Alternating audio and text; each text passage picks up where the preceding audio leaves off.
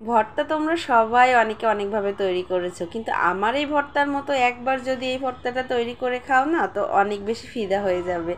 তো সবাইকে অনুরোধ রইলো একবার হলেও ট্রাই করে দেখার।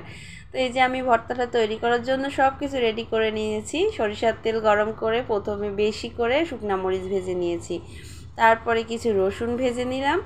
দেখো রসুনের বড় বড় কোয়া আমি এই যে রসুনগুলো ভেজে উঠিয়ে নিয়েছি, সব কিন্তু সরিষার তেলেই করে নিচ্ছি। আর তারপরে সাথে দিয়েছি কিছু কাঁচা পাকা লঙ্কা আর কি, আর দিয়েছি লবণ আর একটু পেঁয়াজ। তো দিয়ে ভালো করে ভেজে নিচ্ছি। এটা মানে খুব ভালো ভাজা যাবে না, এই যে কাঁচা কাঁচা কাঁচা কাঁচা আদা কাঁচা থাকতেই নামিয়ে নিতে হবে। তো নামিয়ে নিলাম। তো পেঁয়াজ রসুন কাঁচা পাকা লঙ্কা আর শুকনো লঙ্কা সব একসাথে এই যে ভেজে আমি উঠিয়ে নিয়েছি। কি যে ঘ্রাণ বের হচ্ছিল না, এটা দিয়েই মনে হচ্ছিল একতাল ভাত খাওয়া হয়ে যাবে। তো যাই হোক, তারপরে তো আবার এই যে সাথে আমি যেটা মিক্স করছি সেটা হচ্ছে এই যে তেঁতুল। মানে যার মুখে রুচি নাই সেও কিন্তু এই ভর্তাটা দিয়ে এক প্লেট ভাত অনায়াসে খেয়ে ফেলতে পারবে। এই যে টক টক ঝাল ঝাল, তারপরে রসুনের একটা ফ্লেভার আছে।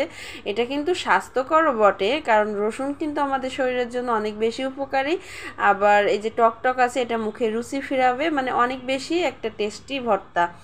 তো এই যে দেখো আমি ভর্তাটা রেডি করে নিয়েছি শিলপাটায় বেটে।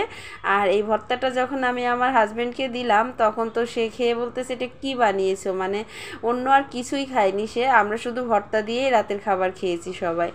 তো যাই হোক, এই যে দেখো আর শিলপাটা মানে মুছে নিলাম ভর্তা ভাত দিয়ে। তো তারপরে এই যে ভর্তাটা আমার রেডি। এখন হচ্ছে একটু সরিষার তেল দিয়ে, আর সরিষার তেলটা তো আমাদের একদমই খাঁটি থাকে, নিজেরাই ভাঙাই সরিষাটা। তো এই যে দেখো আমার সরিষার তেল দিয়ে ভর্তাটা আরও একটু কায়দা করে মেখে নিলাম। এই যে আমার ভর্তাটা একদমই রেডি।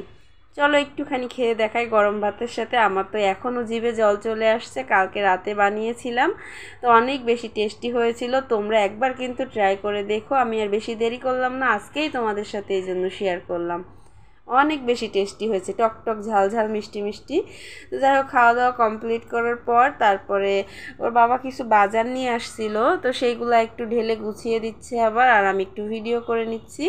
তো এবছরে প্রথম জাম নিয়ে আসছে, জামগুলা ঢেলে নিলাম প্রথমে। তারপরে আম আগেও নিয়ে আসছে, তো সেটা আর কি ভিডিও করা হয়নি। বাড়ি থেকে আম নিয়ে আসছিলাম, তো আম বেশ কিছু খাওয়া টাওয়া হয়েছে, তো আর দেখানো হয়নি সেইভাবে।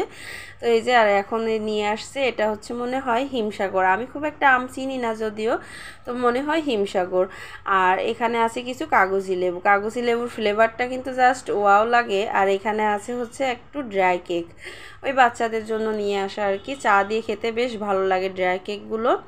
আমরা চা দিয়ে দুধ দিয়ে সব কিছুর সাথেই খাই। আর এই যে দেখো কাগজি লেবু, অরিজিনাল কাগজি লেবু।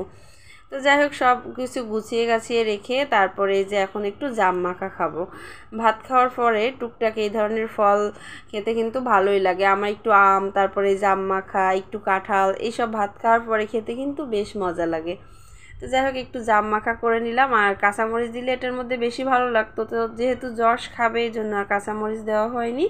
তো শুধু লবণ দিয়ে ঝাঁকিয়ে নেওয়া হয়েছে, অনেক বেশি টেস্টি হয়েছে। আজকের মতো তবে এই পর্যন্তই, টাটা বাই বাই।